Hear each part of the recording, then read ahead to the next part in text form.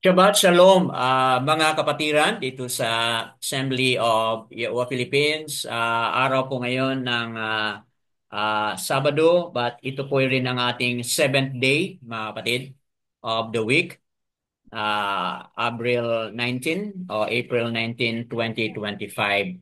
It's already 4 o'clock, 24:21 sa hapon, mga kapatid. Tuwing tayo ay merong Shabbat, meron po tayong Torah reading.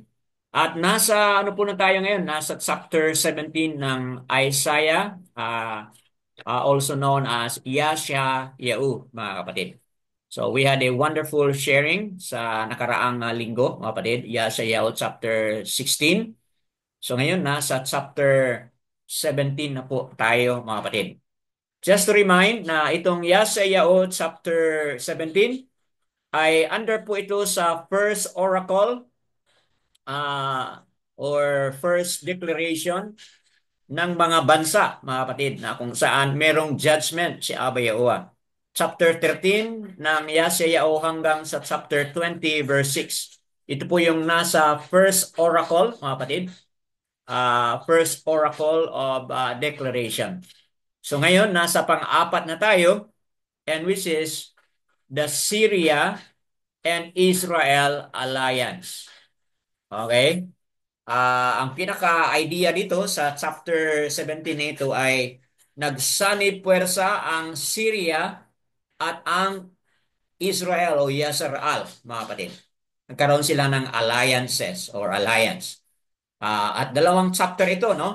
Chapter 17 and then continuation pa po sa susunod na linggo yung chapter 18, mga kapatid, verses 1 to 7.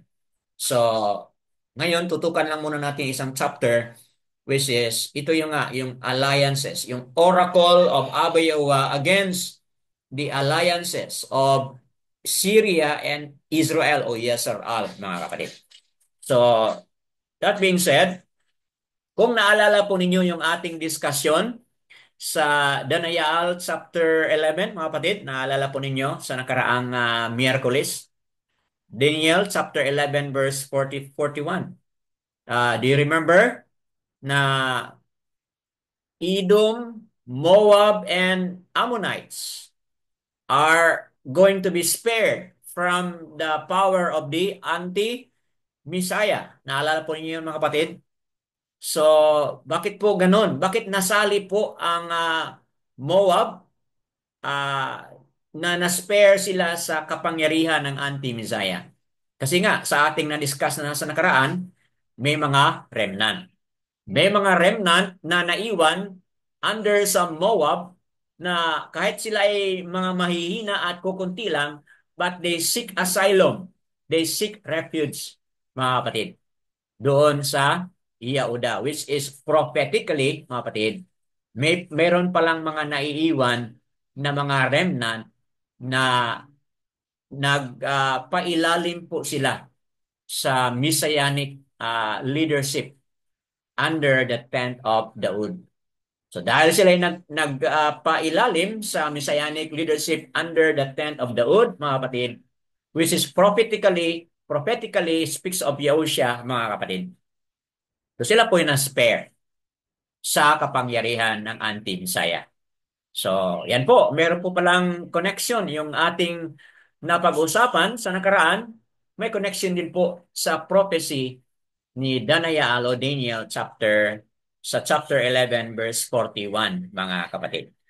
So, that being said, that's how beautiful and connected itong mga passages na ating pinag-usapan.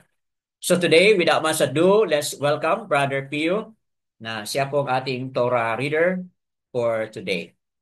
Go ahead po, Brother Pio. Kindly unmute po yung ano mo, yung sounds mo.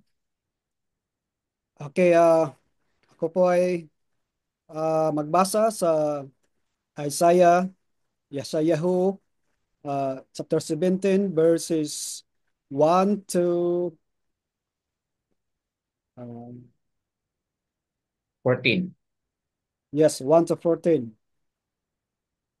Uh, yung gamit ko, Brother Dan, is King James, New King James. Apa.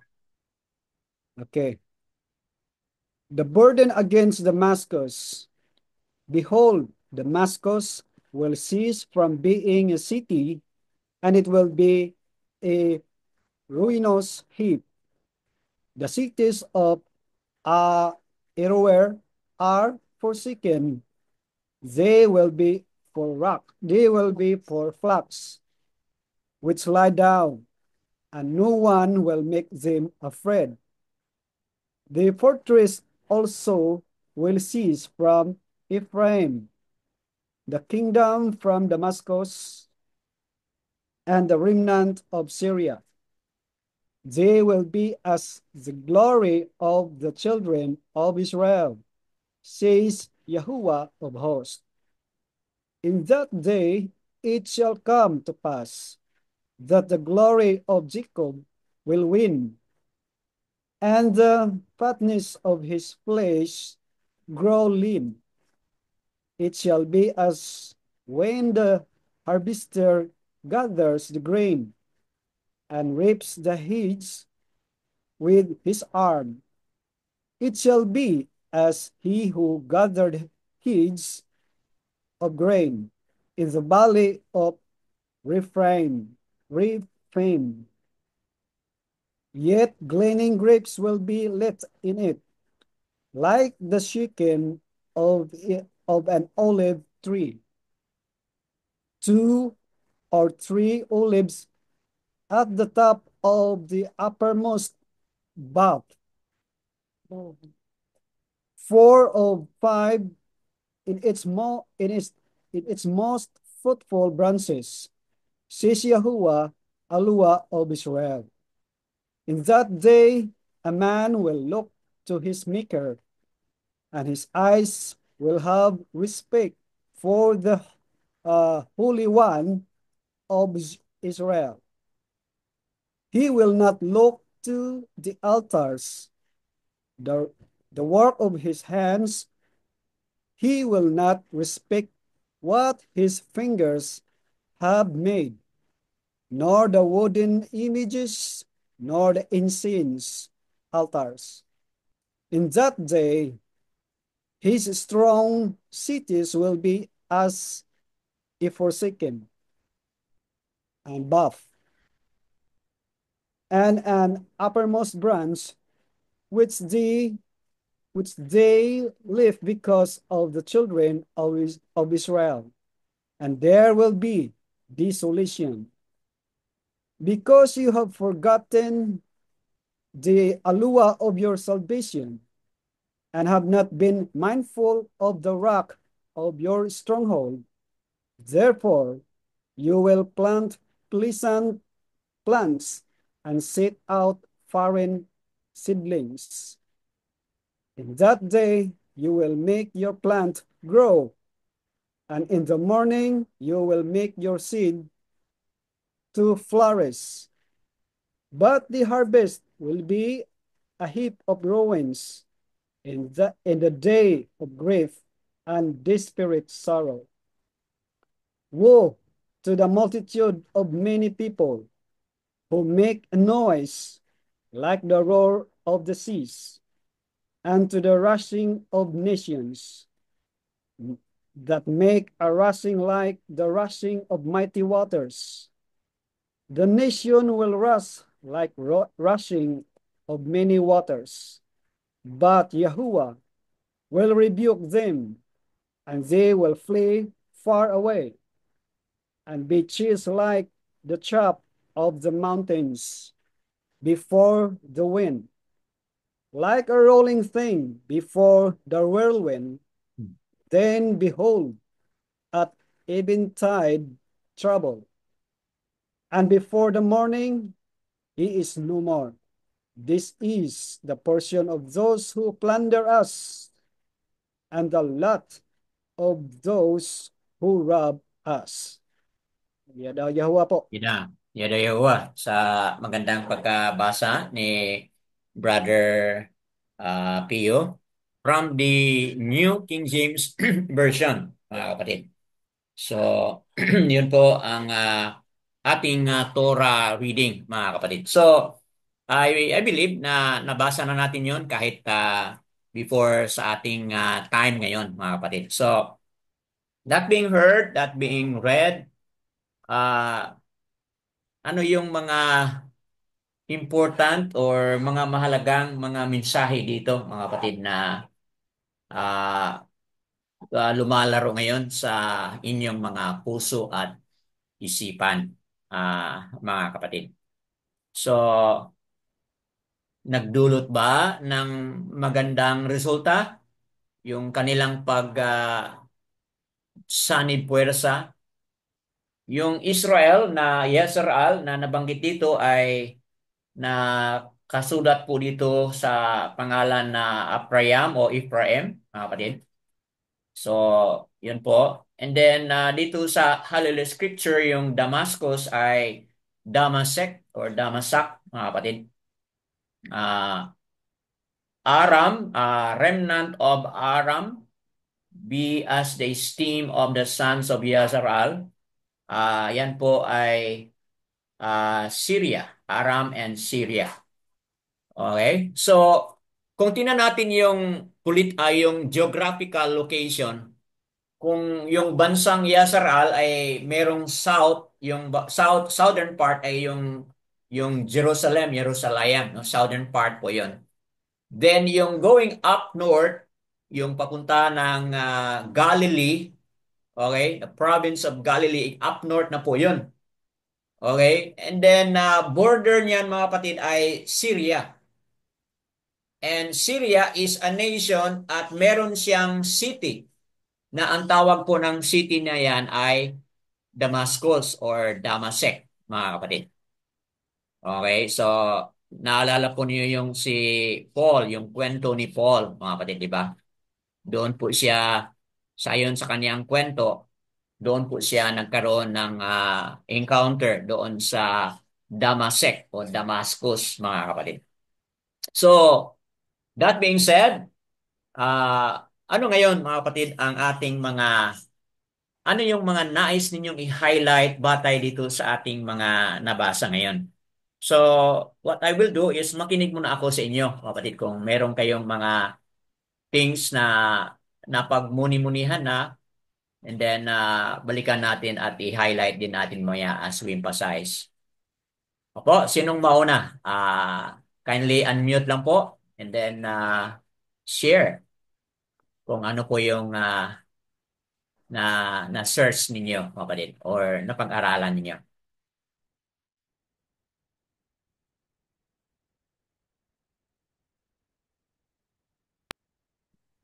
Ako, Brother Dan.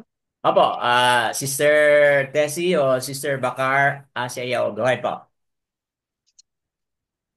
Um, um, Dito sa verse 10, Brother Dan. Verse 10, opo.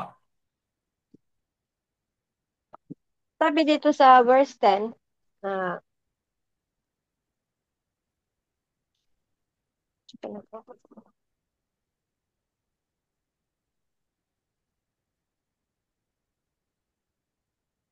Opo, Sister. sandali po. Ito sa verse 10, babasahin ko po. Opo. Uh, and because you have forgotten the aluayam of your deliverance, and have not remembered the rock of your stronghold, therefore you shall plant pleasant plants and put out foreign seedlings. Sa naintindihan ko po dito ay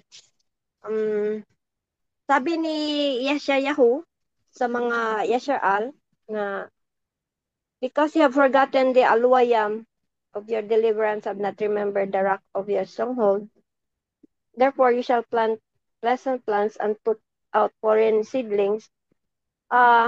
Itong pagkakalimot sa aluayam ay may warning na si Abba Yahuwah. Na pareho sa warning dito sa Deuteronomy 8, Brother Dan, 19, verses 19 to 20, Deuteronomy. Sandali lang po. Deuteronomy 8, 19 to 20. Deuteronomy 8, 18 to 19. sabi dito na, but you shall remember Yahuwah your Aluayam, for Hmm. it is He who gives you power to get wealth Oh. in order to establish His covenant, which He swore to your fathers, as it is today. 19.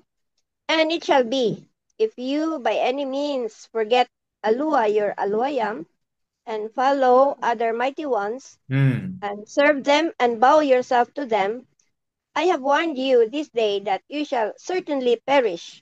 Oh.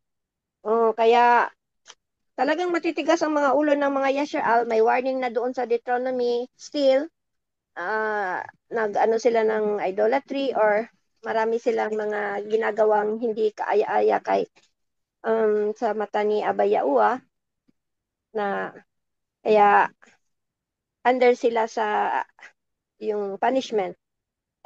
Itong continuation na sabi na, therefore, you shall plant pleasant plant. Nangahulugan ito na mga pleasant plants na itatanim ay, ang pagkaintindi ko dito ay mga efforts o mga pagsisikap na gagawin ng mga Yasha'al Opo. to establish their own sources of prosperity, Hmm.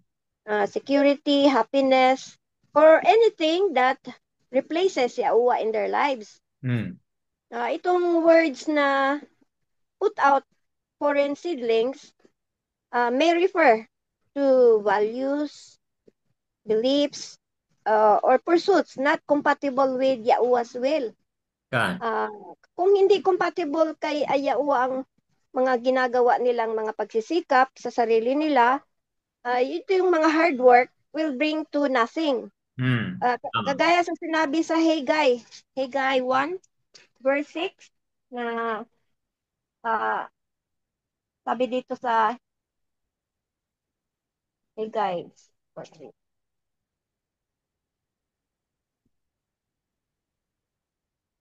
43, Haggai 1 verse 6 na sabi dito, you have sown much but brought in little.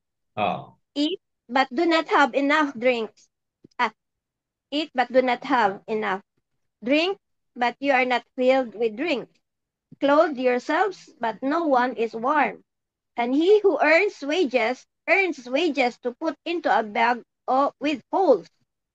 Kaya masayang lang lahat nila ng kanilang mga pagsisikap kung wala man lang sa isip nila, nakakalimutan nila si Aba Yaua.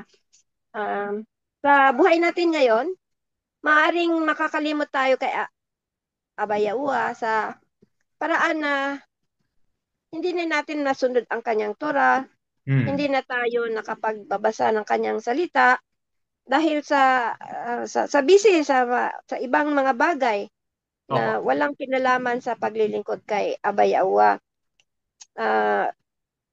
Hindi na kailangang grave sin pala ang ating makumit para kapuutan tayo ni Aba Yaua at paparusahan.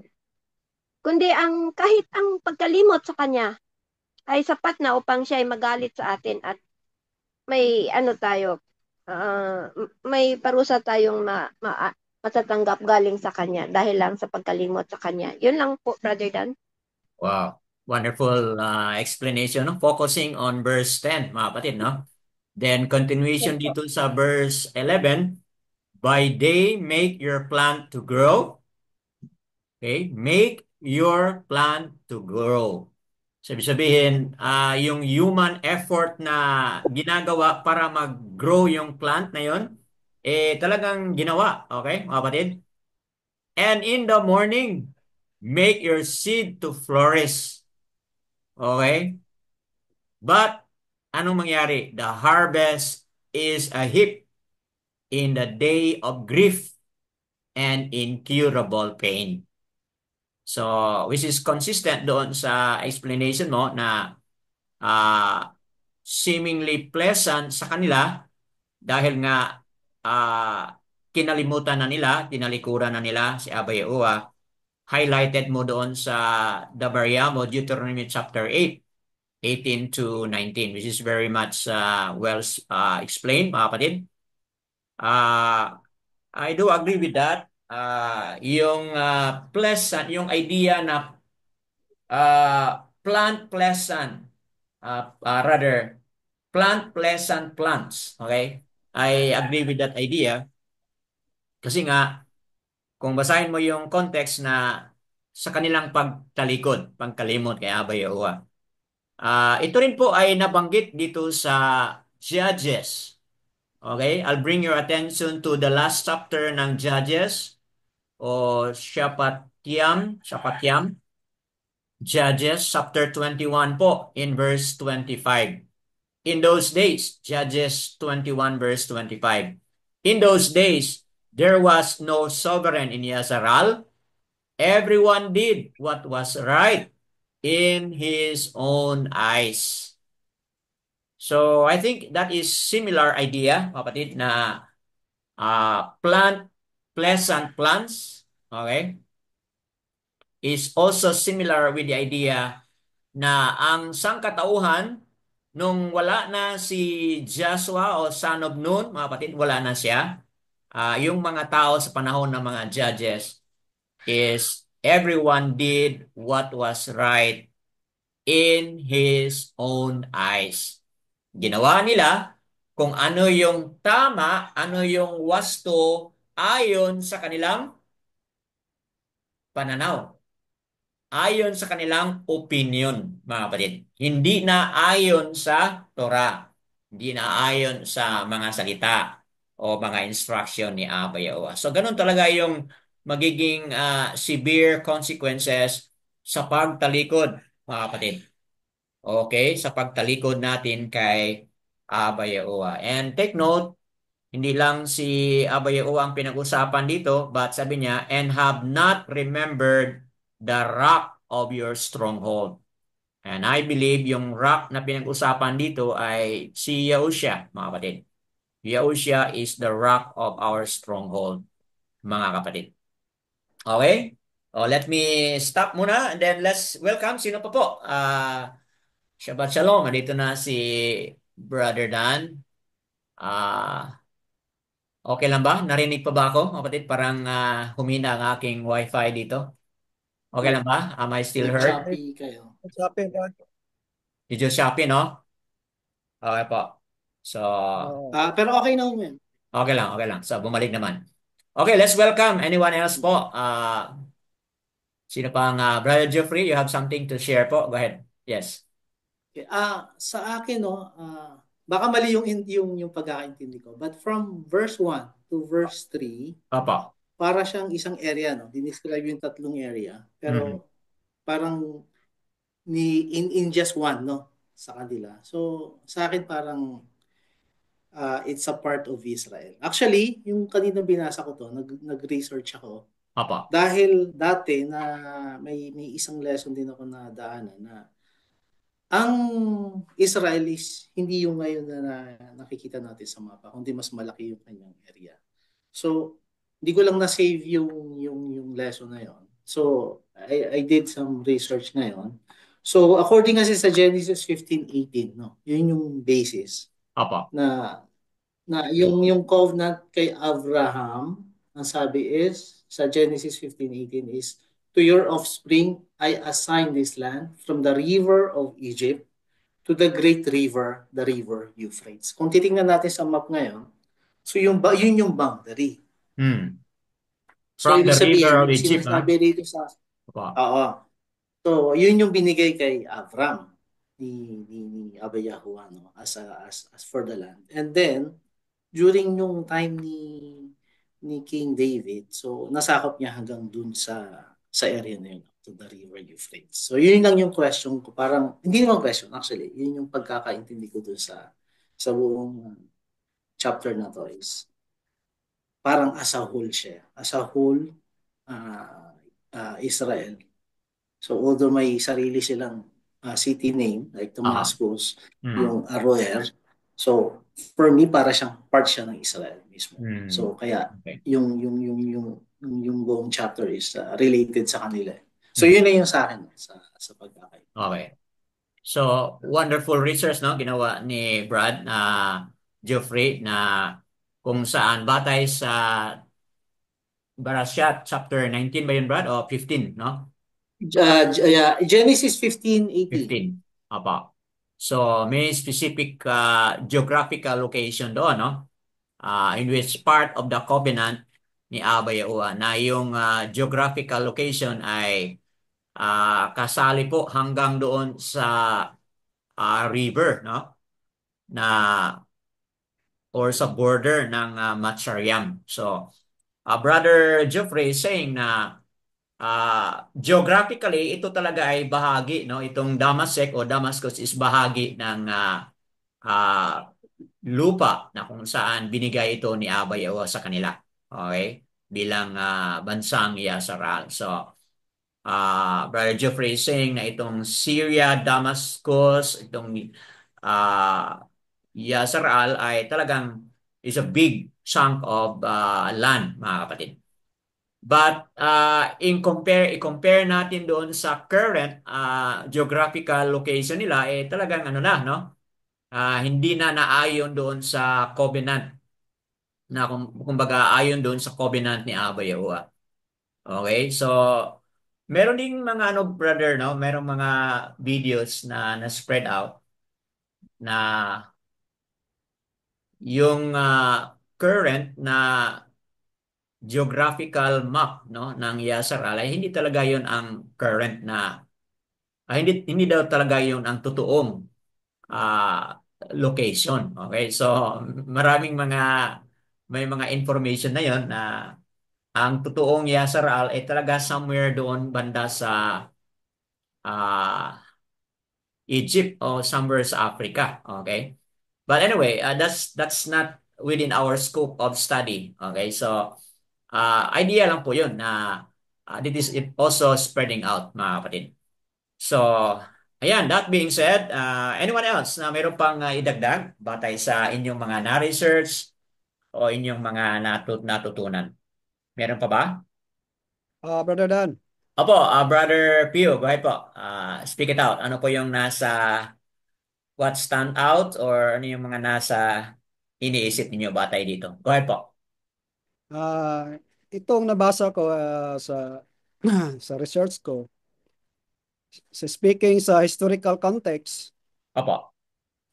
the prophecy was likely given during the reign of King Ahaz, Hmm. uh, around 732 to 716 BCE, when Israel and Syria formed an alliance against Assyria.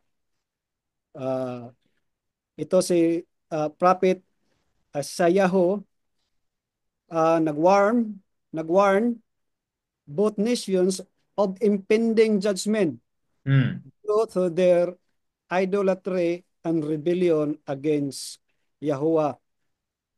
So, ito pala ay judgment pala, may impending judgment sa kanila at ito ay na save yung na-save sila dahil sa small remnants at kasi si Yahuwah ay alam natin na siya po ay merciful. Opo. So kung makita niya na may ilan na patuloy na nagpatuloy sa paggawa sa kaniyang namumuhay sa kaniyang kagustuhan, uh, mayroon silang uh, bigyan sila ay pagbigyan ni Yahuwah na ma-spare sa judgment. Hmm. So ang nakita ko dito is yung sin of idolatry, Opo. uh, sin of pride. Hmm. Ito pala ay talagang tinatawag ito na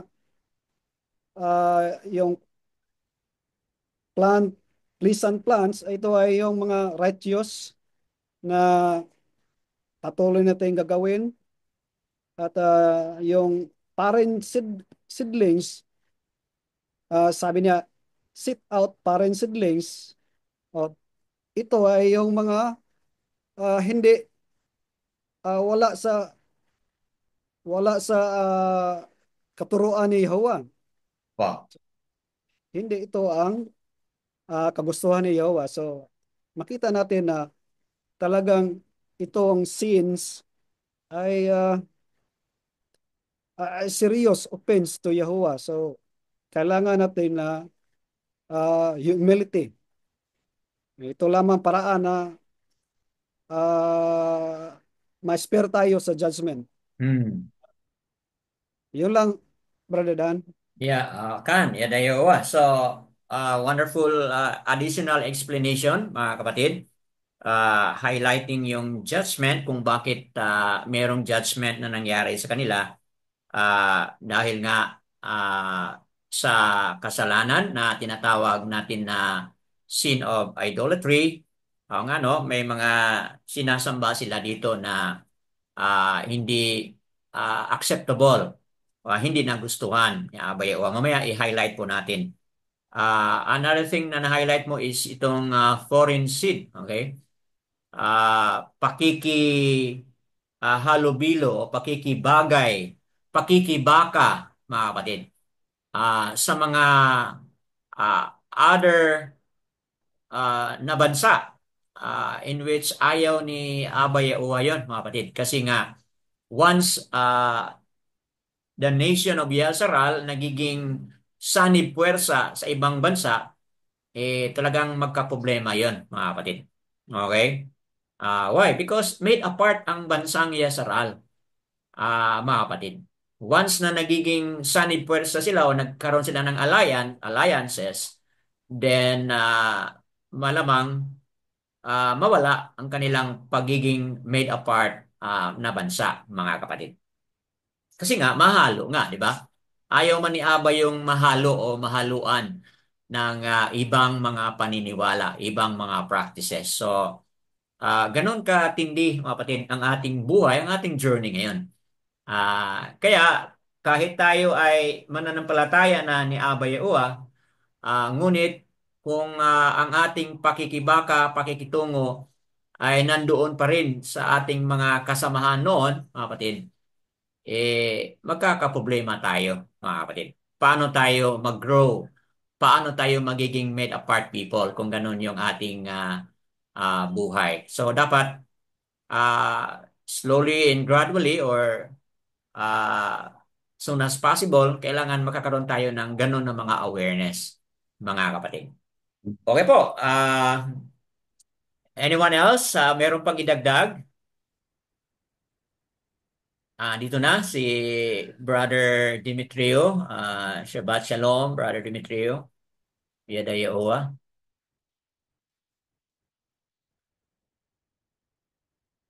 Okay, mga kapatid, habang kayo po ay nag-muni-muni, let me also continue the sharing. Patuloy nating ipaliwanag ito. Verse 1, Damascus o Damasek will cease to be a city. So, yan po ang nakalagay dyan. Ceases to be a city and shall become a heap of ruins. So, yun po yung description doon sa judgment na mangyari sa Damasek or Damascus, mga kapatid.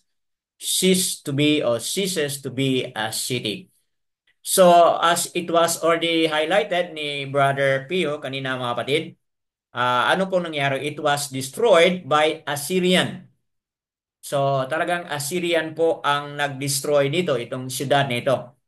Assyrian. Kasi sa panahon na yan, in 732 BCE, quite near or similar to what Brother Pio has said a while ago. Assyrian, sila po yung most powerful empire sa panahon na ito, kapatid, Assyrian. Sila yung pinaka-powerful na empire. So, Dinestroy ito, sinira ito ng Syrian sa panahon ng taon na yan, the city of Damascus o Damascus, mga kapatid, ceases to be a city. Okay? So, terrible yung nangyari sa panahon na yan. And take note, mga kapatid, no? 732 BCE po yan. Okay? Take note na yung paglusob, yung pag-conquer ng Assyrian Empire, patuloy po yan, nag-penetrate, okay, sa northern, which is itong northern Yasser-Al, mga kapatid. Kasi sa panahon na ito ay nahati na po. Okay? Yung southern, okay, yung northern, iba na sila, mga kapatid. At kailan ito nahati? Rather, kailan ito na lusob ng Assyria ang Israel, which is the northern part? Back in 722 BCE. So, ibig sabihin, na-destroy na ang Damascus 332. So, ibig sabihin, 10 years after, ganun din po, 722 BCE, ganun din po, nalusob na, now na-conquer na ng Assyria ang Israel, which is the northern part, mga kapatid. So, yun po ay batay ayon sa ating historical background, mga kapatid. Now, moving on, pagpapaliwanag sa verses 1 to 3, i-highlight ko po itong word na behold, okay? Verses 1 to 3, the words behold sa verse 1, okay? Message concerning Damascus, okay? Sa other translation, ginamit yung word na behold, mga kapatid. In verse 1, declares Yahuwah of hosts, mga kapatid. Okay? Dito tingnan mo yung verse 3 po. Okay? Verse 3, Yasser-Al declares Yahuwah of hosts. Okay? Tingnan mo po yung later part ng verse 3, mga kapatid.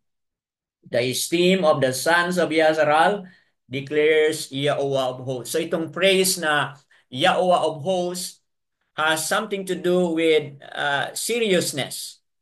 That it is indeed a serious decree, mga kapatid, na kung saan Yahweh of Hosts ang nagdeklara, mga kapatid, na kung ano po yung talagang mangyari sa Damascus, mga kapatid. Okay po? So, yan, makikita natin. Now, dito sa verse 2, and the cities of Aror are forsaken. They are for flocks which shall lie down with no one to frighten, mga kapatid. So, none will make them afraid, not because of peace, but because of the cities which are already deserted, mga kapatid.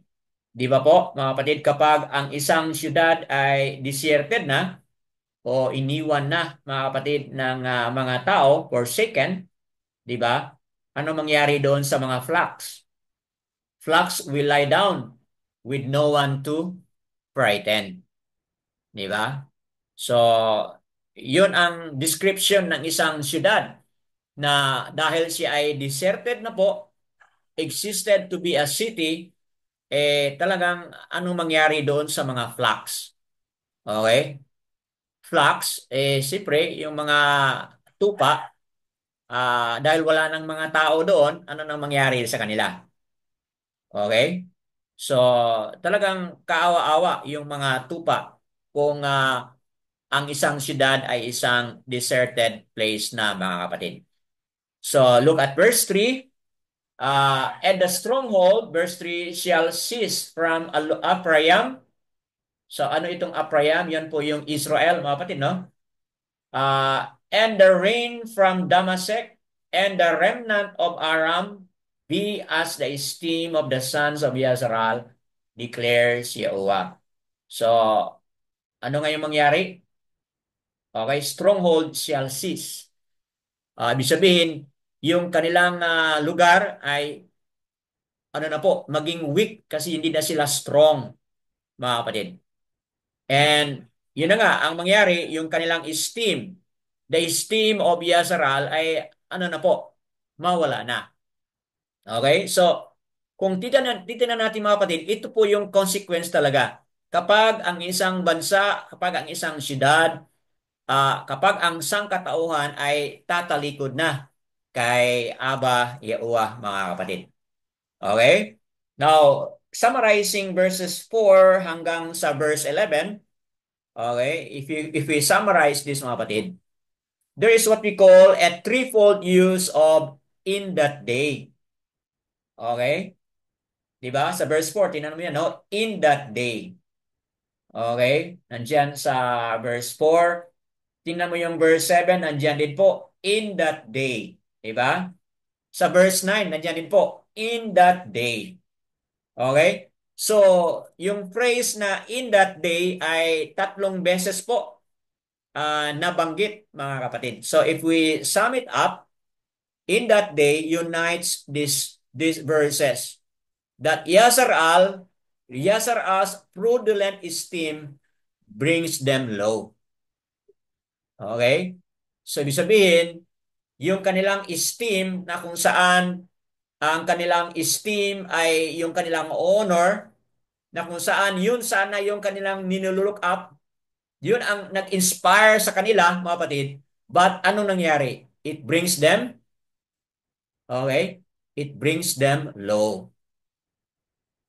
So ano po yung lesson dito, mga kapatid? Ang lesson dito is talaga yung kung ikaw ay isang bansa o isang siyudad ay well-known ka na, kilala ka na strong and mighty ka na bansa, mga kapatid. Maging mag-ingat pala tayo. Bakit po? Kasi yun din po ang magiging ano natin, magiging downfall. Okay? Magiging weakness. So, dito tayo mag-ingat kasi meron parang lesson na ating makukuha dito. Our strength can also become our what? Any word you would like to supply? Downfall. Yes. Our strength can become our downfall. Our strength can become our weakness, mga kapatid. Bakit po ganon? Kasi nga, yung ating tiwala, kami na po yung the most powerful, kami na po yung the most strong nation, blah, blah, blah, mga kapatid. But the moment na makakaroon tayo ng ganon na pananaw, mga kapatid, mag-ingat tayo. Kasi ano ang kasunod dyan? Yung pride, di ba? Kasunod agad yung pride. Ano pong sinabi ng Proverbs? Pride comes before, ano po? Fall. Pride comes before destruction.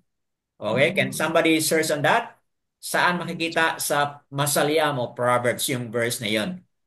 Pride comes before destruction. Ibig sabihin, bakit na-destroy yung isang lugar na yan is because of pride. Okay? Bago na-destroy yan, nauna muna dumating yung pride. Nag-iral muna yung pride, mga kapatid. So, yan, no? Maging careful tayo doon sa highlighted phrase na yan, mga kapatid. Okay? Brings them low, verses 5 to 6. And then, a remnant returns to Aluwayam. Okay? Let me highlight verses 7. In that day, man shall look on his maker. Okay? So, yung highlight ni Brother Pio kanina na may awa pa rin si Aba Yahuwah. Di ba, mga kapatid? So, look at verse 7. Okay? Malinaw po, mga kapatid, sa verses 7 to 8.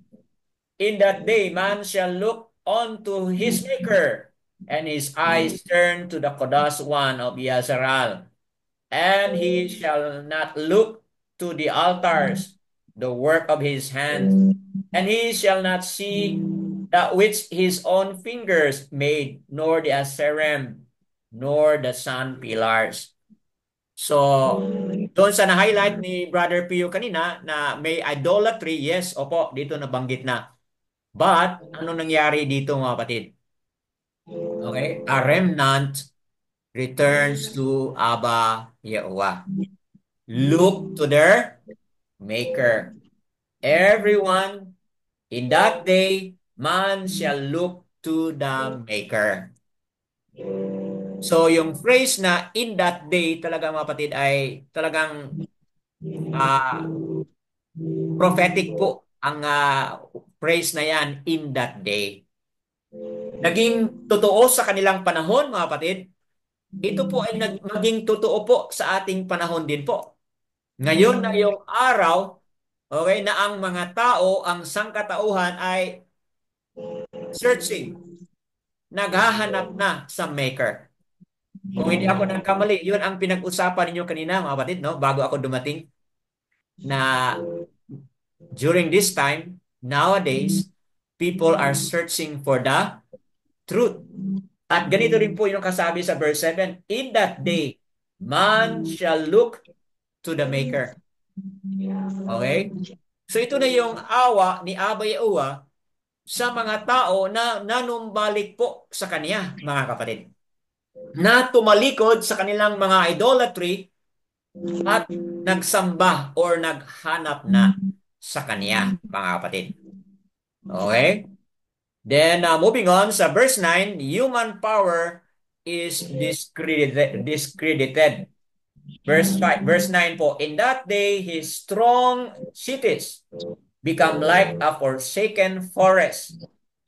Okay? And uppermost branch, which they left because of the children of Yazrael, and it shall become a ruin. So, anong pinag-usapan dito sa verse 9, mga kapatid? Human power is what?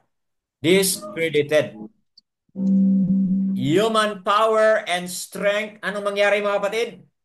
Maging mabaliwala. Okay? Are we getting the message mga kapatid? Abba Yahuwah is talking here. Not only doon sa Damascus o Damascus, not only sa Yasar-al, kasi yan po ang pinag-usapan dyan. Yasar-al, o Aprayam, mga kapatid, iniwan sila, hindi sila, they are spared. Okay, ang nasira lang ang Damasek, ang Yasar-al sa panahon na yan, hindi pa sila na-destroyed. 10 years after pa, mga kapatid. But ganun din po. Kahit sila ay iniwan, di sila dinestroy ng Assyria, mga kapatid. After 10 years pa sila ay dinestroy, and yet ganun pa rin, mga kapatid. Ang kanilang strength, ang kanilang power, walang bisa pa rin, mga kapatid. Okay, verses 10 to 11.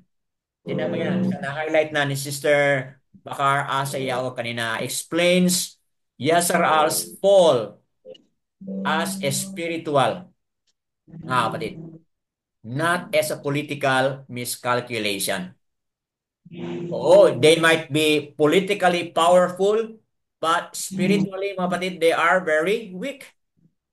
Bakit po? Sa na-highlight na ni Sister kanina, dahil nga nakalimutan na nila si Abba Yahuwah. They have forgotten Abba Yahuwah. And that was a very good reminder na nasabi na doon sa Devarim o Deuteronomy chapter 8, verses 18 to 19.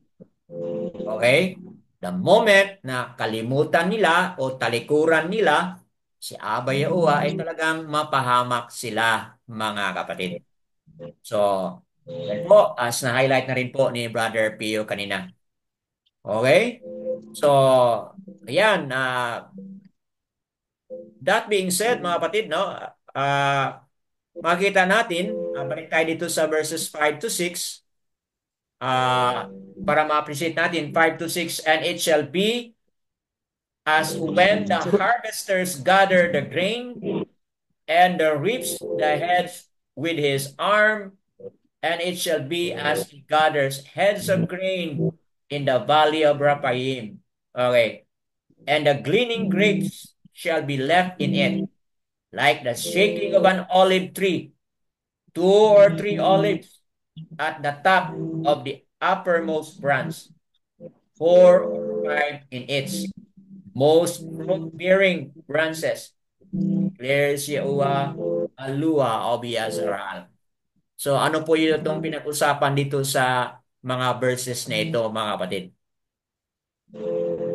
Strip nearly clean after reaping, and then the gleaning, mga kapatid, gleaning only the topmost fruit on the tree would be left. Even so, Yahweh of hosts will preserve through the judgment a remnant of his people. So ito na yung highlight ni Brother Pio kanina, na oo, may tinding galit si Abba Yahuwah at may punishment si Abba Yahuwah, pero meron pa ring what? Remnant. Okay? Meron pa ring remnant na maiiwan, mga kapatid. And as I have highlighted kanina sa verse 7 to 8, mga kapatid, sino yung mga remnant na maiiwan? Those who will seek, mga kapatid, those who will seek their maker. Yun po yung mga remnant na maiiwan. Bakit po? Dahil ang kanilang belief, ang kanilang pananampalataya at kanilang paniniwala, mga kapatid, magkakaroon po sila ng relationship mula kay Abba Yahuwah. Bakit po? Dahil they rejected. Okay? Nagtumalikod po sila sa mga idolatry, as it has been emphasized kanina, mga kapatid. So, ayan, itong mga nabanggit na Asherem, ito po ay mga Canaanites. Ito po ay mga Canaanite fertility idols. No? Itong nabanggit kanina na Asherem, mga kapatid. Canaanite fertility idols. Yung mga remnant ay tumalikod po sa kanila, mga kapatid. Okay? So, yan, makikita natin na Abba Yahuwah will give chance to those who will repent. Sa na-highlight ni Brother Demetrius sa nakaraang Shabbat natin, na mahalaga yung mag-repent, mga kapatid. So, ano din po, ang mga Yasaral na mga remnants na mag-repent, mga kapatid, ay mabigyan po sila ng chance na maligtas mula sa judgment, mga kapatid. Okay?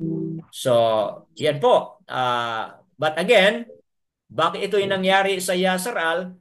Dahil po sa kanilang hindi pagtiwala o patuloy na pagtiwala kay Abba Yahuwah, mga kapatid. Okay po? Now, highlighting now verses 12 to 14. Itong 12 to 14, mga kapatid, merong phrase dito na woe, no? Woe to the uproar. Okay? Woe to the uproar of many people who make a noise. Okay? So, ano po ang ibig sabihin nito? Okay, woe to the uproar of many people who make a noise like the roar of the seas and the rushing of nations that make rushing like the rushing in the mighty waters. Okay? Nation rushing like the rushing of the many waters, verse 13. But he shall rebuke them, and they shall flee far away, and be chased like a chaff of the mountains before the wind. The whirlwind dust before the wind. Verse 14, at the earth should look alarmed. Okay, sinabi niya, alarm before morning. It is no more. This is the portion of those who plunder us, and the lot of those who rob us.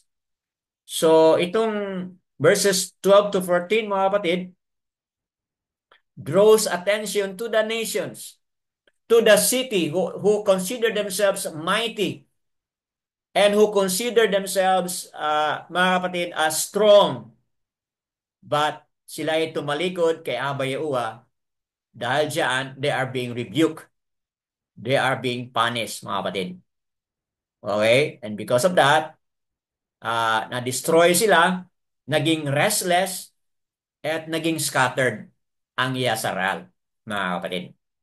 Okay? So, ibig sabihin, yung pag-alliances, yung pagsanib puwersa ng Yazaral, the northern Israel, at yung Damasek, yung Damascus, and Syria, yung kanilang sanib puwersa, mga kapatid, ay hindi po nagdulot ng kabutihan. Okay? Ngunit, Yahweh is good and kind, yung mga naiwan, yung mga remnants, na spare po sila. Bakit po sila na spare? Dahil they seek their Creator, mga kapatid. So that being said, meron ba mga mensahe na Abba Yahuwah ay nangungusap sa bawat isa sa atin? What is Abba Yahuwah talking to us, mga kapatid? Ano yung mga lesson na nag-stand out sa inyo? O one or two verses or one word or two words na ating nabasa, na-explain that stands out to you bilang ating makuha as a believer, as a journey, as in our journey to the old path, in our journey to the narrow road. Ano pong mensahe? Ano pong pangungusap ni Abba Yahuwah? Anyone would like to share on this? Or ano po yung mga saloobin natin, mga kapatid, bilang mga mananampalataya ni Abba Yahuwah? Sino pong mauna? Go ahead.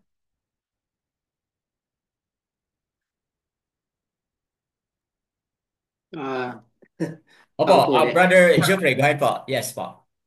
Actually, yung nabasa natin, no, it's a demonstration nga na pagsuway and then na-destroy sila dahil hindi sila sumunod sa covenant.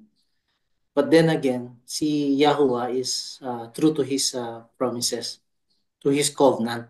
Opo. No? Dun nag-start kay Abraham, kay Isaac, kay Jacob, na naisisave niya yung people ng Israel in the end time. So, pinakita rin doon from 12 to 14, no?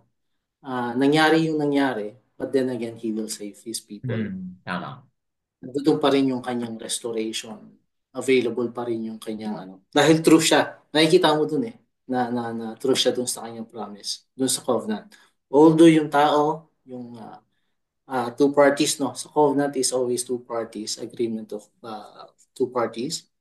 Yung Yashrael, hindi sila sumunod sa covenant, but then again si Yahweh, kinip niya yung promise niya at hinold niya pa rin yung covenant niya. Kaya ngayon, nandito tayo ngayon. Na gumigising, sabi ko nga awakening dun sa kanyang Torah.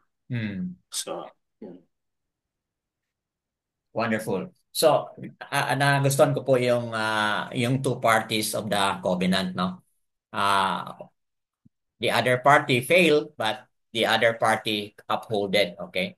So, that's a wonderful point na kahit naman ang tao ay nagkamali or meron siyang pagkukulang doon sa pag-uphold, okay? But Abba Yahuwah upholded his part.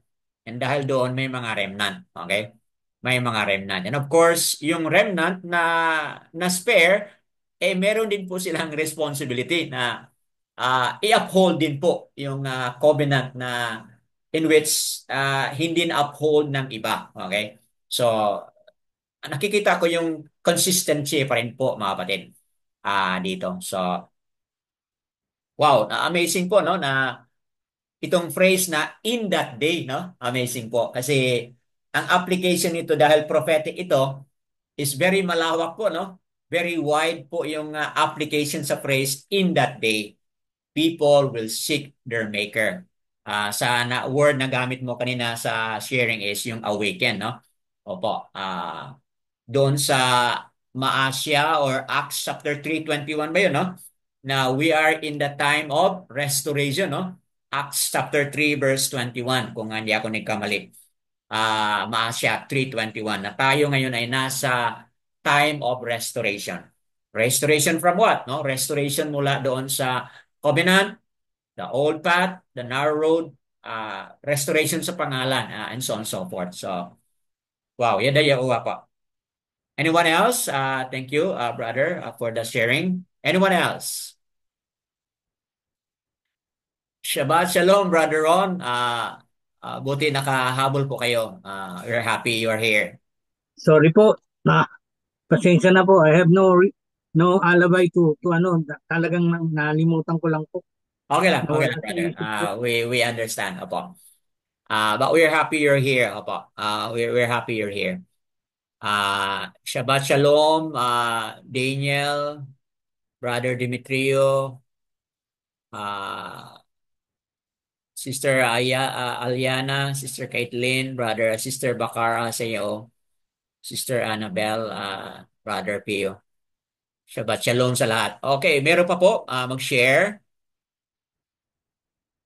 Ano po yung mga saloobin? Ano po yung mga pangungusap ni Abba Yahuwah sa bawat isa sa atin? Pero Danny, Opo, Brother Ron. sa naabutan ko po na explanation ninyo, and while I'm reading the Hallelujah Scripture, Opo. ang ano ko lang po is wala pong dakila sa ibabaw ng lupa Hmm. ang mas dadakila pa kay Abba Yahuwah. Kan. Wala pong gagawin ng tao na hindi mawawasak, Tama. pero yung ginagawa, yung gawa po ni Abba ay walang hanggan. Kan. Opo. Kaya po, siguro nga po ito yung kung maririnig po ng iba na yung pong mga simbahan o mga templo na ginagawa ng kamay ng tao, Tama. lahat po yan darating sa pagkawasak, pagkasira. Hindi po yan forever. Pero yung templo na ginagawa ni Abba Yahuwah, which is in our heart, all in our heart, Kan. yun po ang ano po talaga. Kaya po, lagi po tayong we must all come back or look back dun sa mga pinapangako ni Abba sa lahat ng kanyang tagubilin, Opo. sa kanyang mga Torah. Dapat po talaga tayo lahat umasa kay Abba Yahuwah, hindi po Kan. sa tao. Hindi po kung kanino or hindi kung kanino mang ginawa ng kamay ng tao. Wala pong permanente dito sa mundo maliban sa salita po ni Abba at sa kanyang mga makatwirang kalooban. Yun lang po, Brother Danny. Yada Yahuwah. So, totoo, Brother Ron, okay? Habang nagpapaliwanag ka, ang pumasok sa isip ko is yun na nga, yung human effort, no? Na kumbaga saan nagiging source na po ng pride, okay? Yung human effort nagiging source ng pride at eventually magiging source na rin po o dahilan ng downfall. So, wonderful truth na walang ibang dakila o makapangyarihan na dapat kilalanin ng lahat. Abba Yahuwah lang talaga. Yada Yahuwah, mga kapatid. Okay, anyone else? Brother Demetrio, go ahead po. You're ready. Para sa akin talaga, tayo ngayon ay mga Yahuwah believer. At sa lahat ng mga Yahuwah believer na nakarinig at naturuan ng mga tura na ito, ay dapat talaga tayong dapat talagang susuriin natin ng maayos at intindihin natin yung mga salita ni Abba Yahuwah noon at sa ngayon. Kasi ang gusto talaga ni Abba Yahuwah na yung mga tao ngayon at mga tao noon ay maglakad ng matuwid sa kanyang kautusan at sa kanyang kagustuhan. At napag-aralan na natin noon pa man pag-umpisa ko dito is mga 3 taon na, talagang walang kaibahan yung pinag-aralan natin. Talagang yung matuwid talaga ang gusto ni Abba Yahuwah at hindi sumunod ng mga maitiwan at gumawa ng kasamaan. Kasi yung favor talaga na matanggap natin kung tayo ay nagsunod sa kanyang Torah at nagtanggap ng kanyang mga kautusan. So talagang kung susundin natin itong sinabi ni Yahuwah noon at Yahuwah sinabi niya man niya sa atin ngayon, talagang walang mawala sa atin. Yan. Pero kung talaga ito ay hindi natin tanggapin, hanggang nakinig lang tayo, wala natin tinanggap at wala tayong patuloy na pagsusuri ng mga salita ni Abba Yahuwah, talagang walang kwenta na salita. So, ang gusto ko lang i-highlight dito, kasi ngayon, sa mga Kristyanismo, kasi dito sa amin, mayroon na nagsabi sa akin na hindi na dagdagan, hindi na ibahin ang pagtuturo sa mga tao. Kasi yung mga tao malilito. Gano'n yun ang kanilang gusto. Kasi alam nila na talagang ako, nagsishare ako ng pangalan ni Abba Yahuwah doon sa mga tao na nagtanong. So, sabi ko naman sa kanila, pag wala magtanong sa akin, wala akong gagawin. Pero kung may magtanong, sasagutin ko. Opo. Sa totoo na sagot, hindi yung hindi totoo.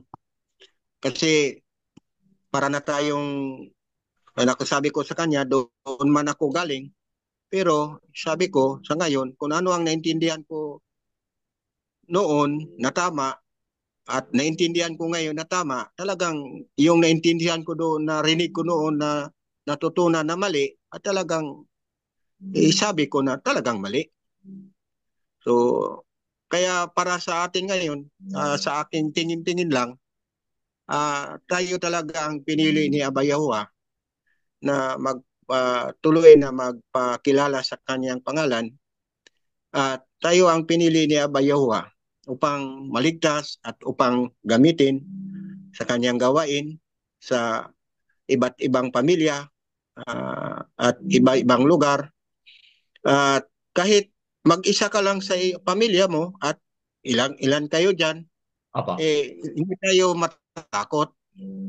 Kasi gawin lang natin yung gusto na ipagawa ni Abba Yahuwah, kasi Abba Yahuwah talaga, hindi tayo niya pababayaan. Yan. Nandoon talaga siya. Nandoon ang favor ni Abba Yahuwah sa mga tao na nagsunod sa kanyang mga Torah at sunod sa kanyang kautusan. At wala na talagang iba pa. So, para sa akin, kung tayo man ang pinili ni Abba Yahuwah na bilang magpatuloy na matulungan yung mga tao, masabihan yung mga tao habang may panahon pa, habang may buhay pa, gawin. Kasi kung bumalik na si Hosea, wala na talagang panahon. At kung mamatay na tayo, ay wala na talagang panahon. Habang may buhay pa, may pag-asa. Yan. Ang kamag-anak natin, mga pamilya natin, at hindi tayo maghinto. Patuloy tayo kahit mayroon maraming mga pagsubok na darating. Yun lang. Okay po, Yada Yahuwah, sa magandang saloobin bilang mga mananampalataya ni Abba Yahuwah ngayon sa ating kapanahunan, mga kapatid. Meron pa ba mag-share?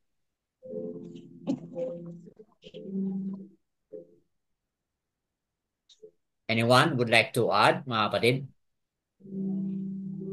Sister Kaitlyn, you wanna share something po, sister? Or Sister Aliana, Sister Annabelle, or Brother Dan, you wanna share something? You wanna add? Sister Bakar, sa Yao, you wanna add something?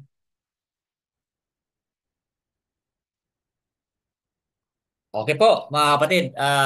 Oh yes, Bro, go ahead, Sister Aliana. Go ahead po. Shabbat Shalom Shabbat shalom.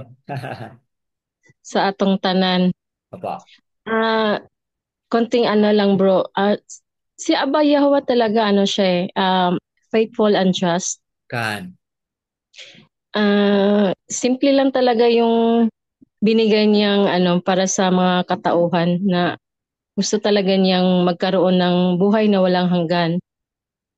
Kaya lang ang tao kasi ah meron tayong binigyan tayo ng will mamili Opo. kung saan ang gusto natin.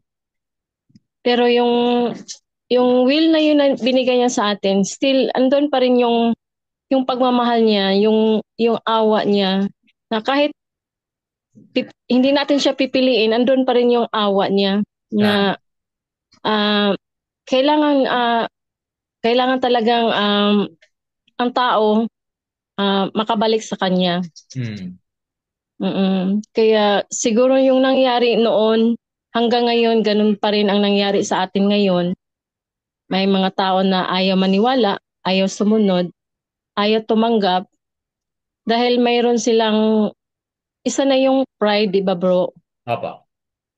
Yung pride talaga ang naging dahilan yung naging hadlang sa lahat ng ah kaya ganito tayo nagkabuklod-buklod. Hmm. Mm.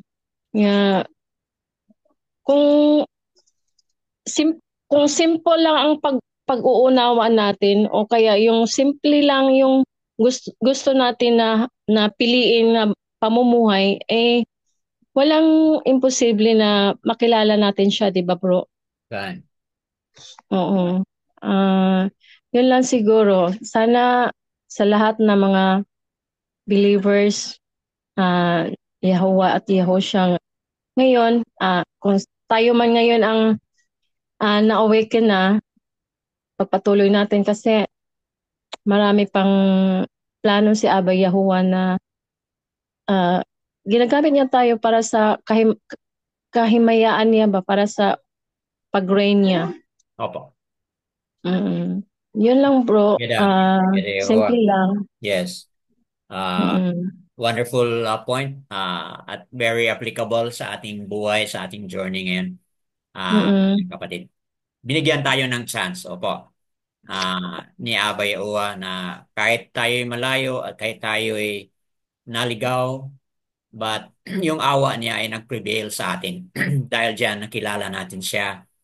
At siyempre, yung ating pagtiwala at pag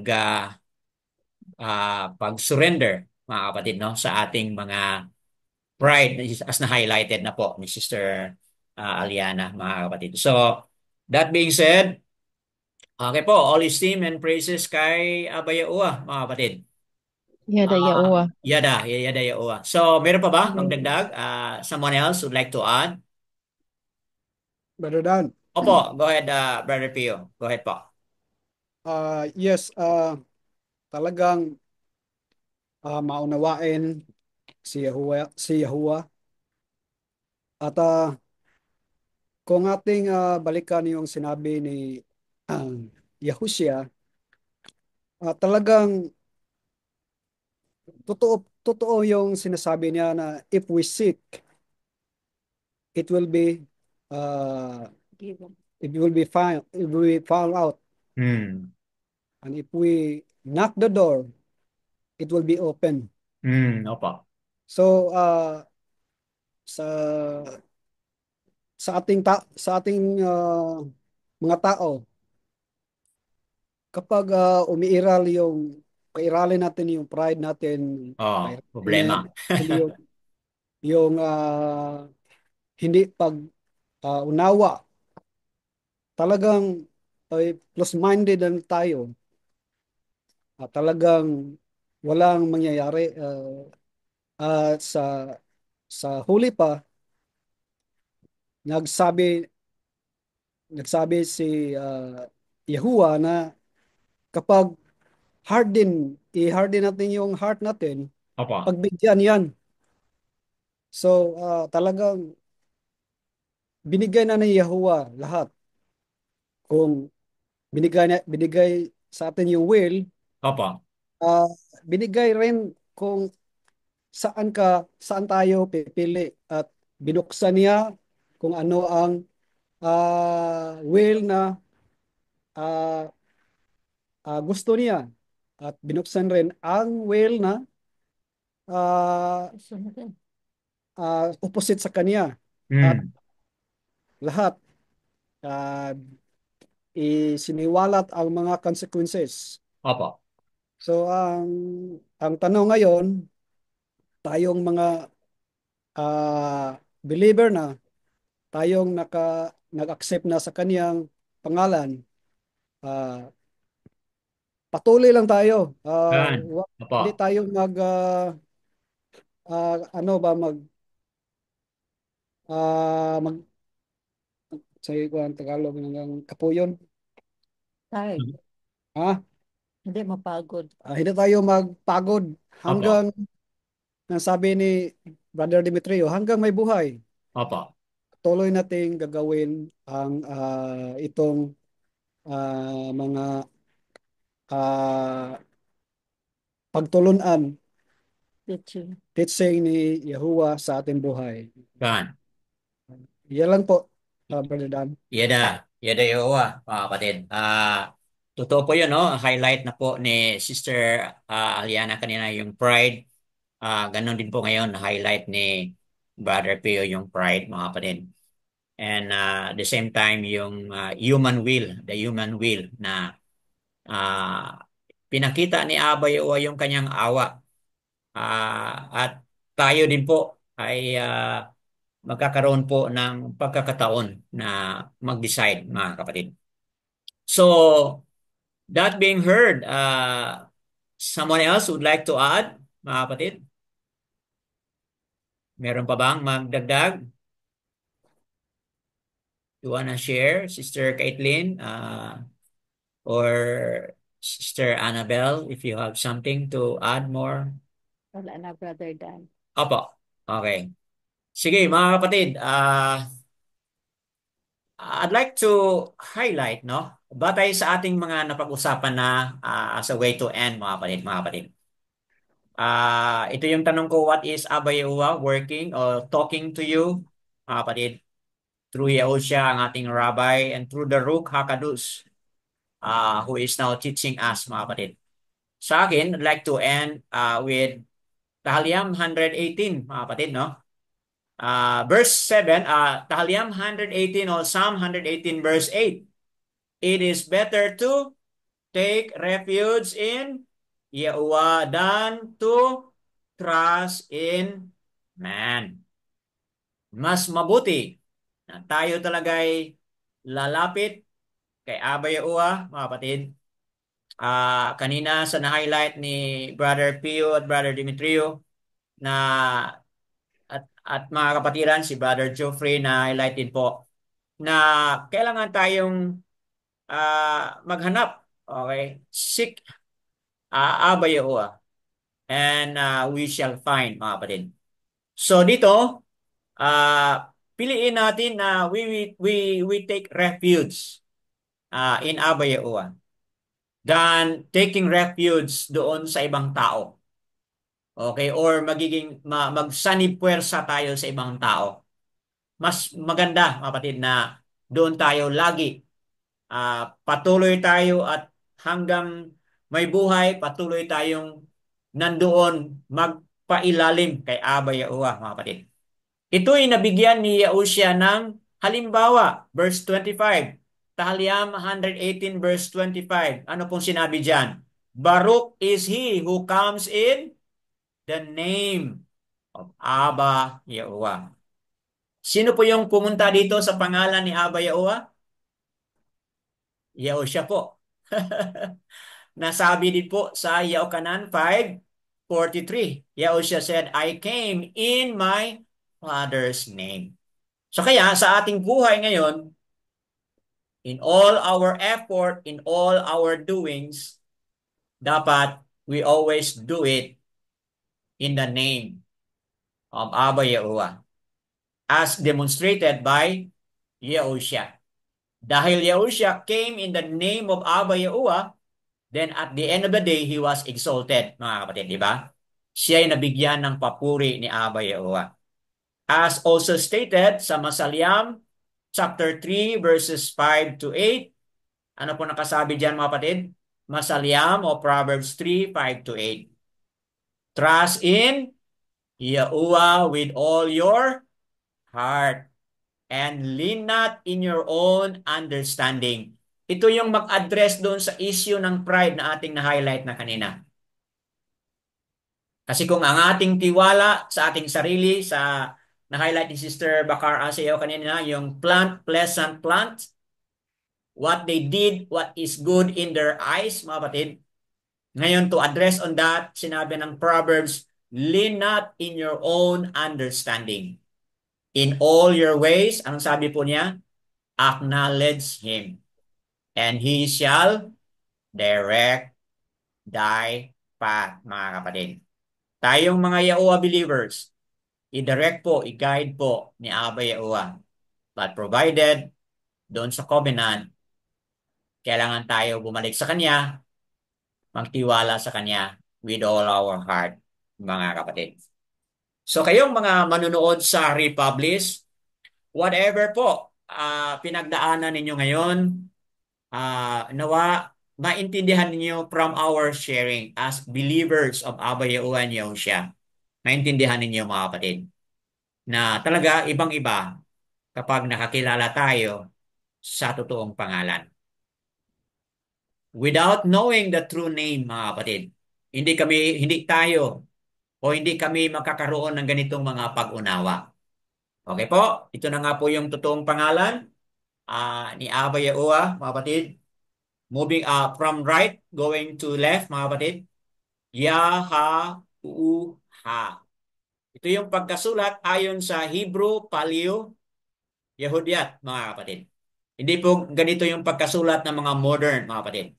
But sa ancient, ito po yung Paleo Hebrew Yehudiat. Ito pong letter Y. Ha is basahin po as AH, kaya maging Ya. And then ito ay U or Uwa, kaya magiging Yahu. And then another Ha, which is AH, Yahuwah. Yahuwah po ang pangalan ng ating Aba. At ito rin po yung pangalan ni Yahushua. First three letters, the same po. Sa pangalan ni Abba Yahuwah. Shan, parang W, but this is sounds SH. Shan. And then parang letter O, but ito po ay Ayan. Yahushua. Yahushua. 5 mga titik po, mga kapatid. Basahin natin as Yahushua. Yahushua po, nakasulat sa Holiday Scripture, BYNB at Sefer. At ito po ay na-discover rin po sa Dead Sea Scroll back in 1946 to 1958, mga kapatid. 10 taon nilang discover ito at nandoon nakakulit ayon po sa Hebrew Yehudiat na pangalan, ancient name ng ating Abba Yahuwah, at Yahushua ang ating Messiah. That being said, all esteem po and praises kay Abba Yahuwah. Ano po yung kanyang pangungusap? Ano po yung kanyang mensahe? Nawa, if you hear His voice, do not harden your heart, mga kapatid, habang merong pang panahon. For we are already in a time of awakening, in a time of restoration. If you hear His voice, do not harden your heart. All esteem po and praises kay Abba Yahuwah.